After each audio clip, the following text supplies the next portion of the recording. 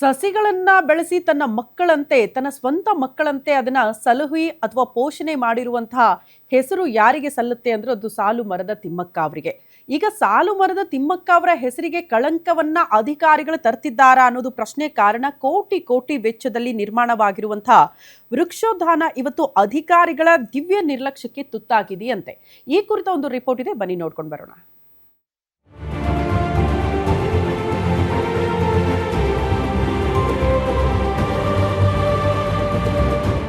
ಇಡೀ ನಾಡಿಗೆ ಸಸ್ಯ ಪ್ರೇಮವನ್ನು ಸಾರಿದ ಸಾಲುಮರದ ತಿಮ್ಮಕ್ಕನವರ ನೆನಪಿಗಾಗಿ ಚಿಕ್ಕಬಳ್ಳಾಪುರ ಜಿಲ್ಲೆಯ ಶಿಡ್ಲಘಟ್ಟ ಪಟ್ಟಹಳ್ಳಿ ಈ ಸುಂದರ ವೃಕ್ಷೋದ್ಯಾನವನ್ನು ನಿರ್ಮಿಸಲಾಗಿತ್ತು. ಸುಮಾರು 8 ಎಕರೆ ಪ್ರದೇಶದಲ್ಲಿ ದೊಡ್ಡ ಉದ್ಯಾನವನವನ್ನೇ ಸರ್ಕಾರದ ವತಿಯಿಂದ ನಿರ್ಮಿಸಲಾಗಿತ್ತು. ಆದರೆ ಇಂದು ಅದು ಕುಡುಕರ ಅಡ್ಡೆಯಾಗಿ ಬದಲಾಗಿದೆ. ಇಲ್ಲಿ ಮಕ್ಕಳ ಆಟಿಕೆಗಳಿಗಿಂತ ಹೆಚ್ಚಾಗಿ ಬಿಯರ್ ಬಾಟಲಿಗಳು ಮತ್ತು ಗುಟ್ಕಾ ಪ್ಯಾಕೆಟ್ಗಳೇ ರಾರಾಜಿಸುತ್ತಿವೆ. ಸಾಲು ಮರದ ತಿಮ್ಮಕ್ಕ ವೃಕ್ಷೋದ್ಯಾನ ಮಾಡಿದರೆ ಇದು ಸುಮಾರು ಎಕರೆಗಳಲ್ಲಿ ಮಾಡಿರ್ತಕ್ಕಂಥ ವೃಕ್ಷೋದ್ಯಾನ ಪಾಳು ಬಿದ್ದ ಕೊಂಪೆಯಾಗಿದೆ.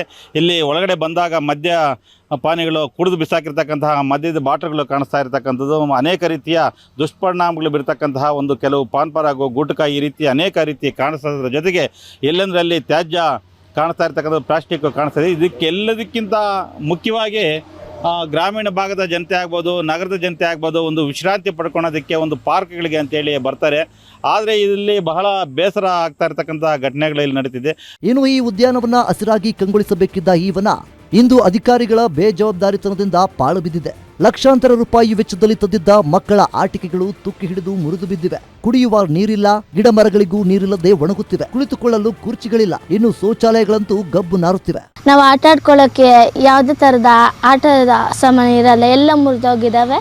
ಮತ್ತು ಶೌಚಾಲಯ ನೀಟಾಗಿಲ್ಲ, ತುಂಬ ಗಲೀಜಾಗಿದ್ದಾವೆ. ಮತ್ತು ಕುಡಿಯೋ ನೀರಿಲ್ಲ. ಇದನ್ನು ಸರಿಪಡಿಸ್ಬೇಕಂತೇಳಿ ಅಧಿಕಾರಿ ಹತ್ರ ಮನವಿ ಮಾಡ್ಕೊತೀವಿ.